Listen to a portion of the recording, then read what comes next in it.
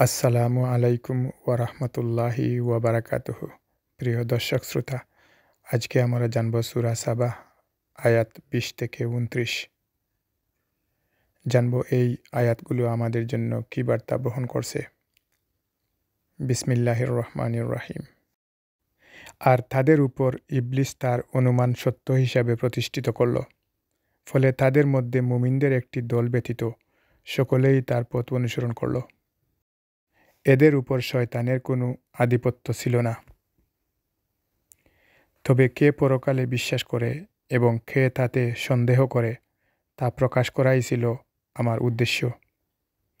আপনার পালনকর্তার সব বিষয়ে তত্ত্বাবধায়ক। হে রসূল, আপনি বলুন, তোমরা তাদেরকে আহ্বান করো যাদেরকে উপাস্য মনে করতে আল্লাহ ব্যতীত। তারা নবমণ্ডল ও ভূমণ্ডলের অনুপরিমাণ কোনো কিছুর মালিক নয়।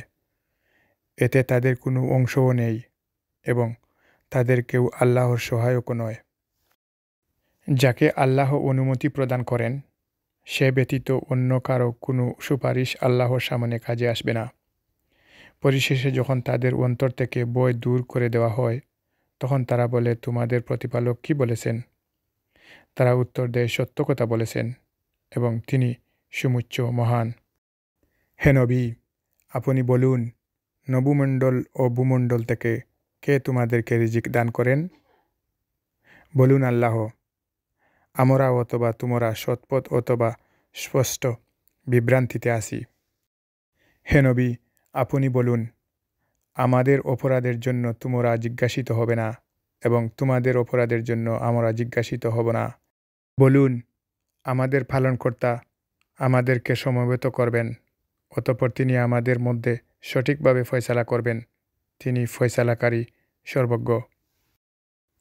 হে নবী, আপনি বলুন, তোমরা যাদেরকে আল্লাহর সাথে অংশীদার রূপে সংযুক্ত করেছ তাদেরকে এনে আমাকে দেখাও, বরং তিনি আল্লাহ পরাক্রমশীল প্রজ্ঞাময়। হে নবী, আমি আপনাকে সমগ্র মানবজাতির জন্য সুসংবাদদাতা এবং সতর্ককারী রূপে পাঠিয়েছি, কিন্তু অধিকাংশ মানুষ তা জানে না। তারা জিজ্ঞাসা করে, তোমরা যদি সত্যবাদী হও তবে বলো, এই প্রতিশ্রুতি কখন বাস্তবায়িত হবে?